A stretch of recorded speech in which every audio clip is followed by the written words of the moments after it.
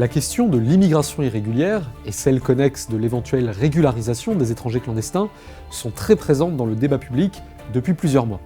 Si le Code de l'entrée et du séjour des étrangers et du droit d'asile, dit le CESEDA, pose théoriquement l'exigence d'un visa long séjour pour entrer puis s'installer sur le territoire national, ce principe est en réalité miné par de très nombreuses exceptions, permettant aujourd'hui les régularisations qui alimentent déjà l'immigration familiale, étudiante, sanitaire, salariée, mais aussi de mineurs isolés et de demandeurs d'asile.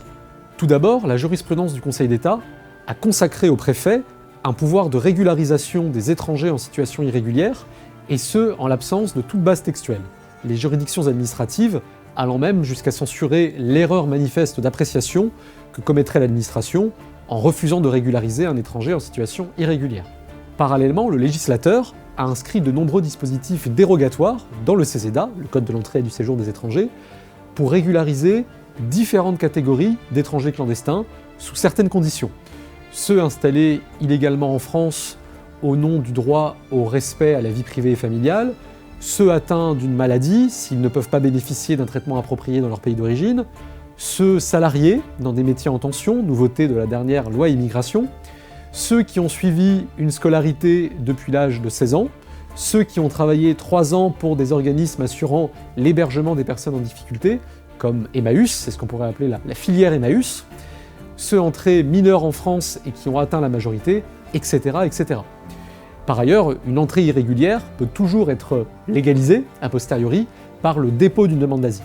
Surtout, le législateur a mis en place un dispositif d'admission exceptionnelle au séjour, pour donner un cadre légal au pouvoir de régularisation sans texte, reconnu au préfet par le Conseil d'État, l'admission exceptionnelle au séjour qui est en quelque sorte la voiture-balai des régularisations pour les étrangers clandestins qui ne rentrent dans aucun cadre légal. Celui-ci est théoriquement encadré par la circulaire Valls du 28 novembre 2012, qui décline l'ensemble des critères de régularisation pour différents cas de figure, comme les étrangers clandestins qui occupent un emploi, qui sont parents d'enfants scolarisés, dont le conjoint est en situation régulière, qui sont entrés en France avant l'âge de 16 ans, qui justifient de circonstances humanitaires particulières, etc. Par ces multiples canaux, un droit permanent à la régularisation s'est progressivement substitué aux grandes circulaires de régularisation, alors même que les croyances vis-à-vis des perspectives de régularisation dans un pays donné influencent significativement l'intention de maintien des étrangers.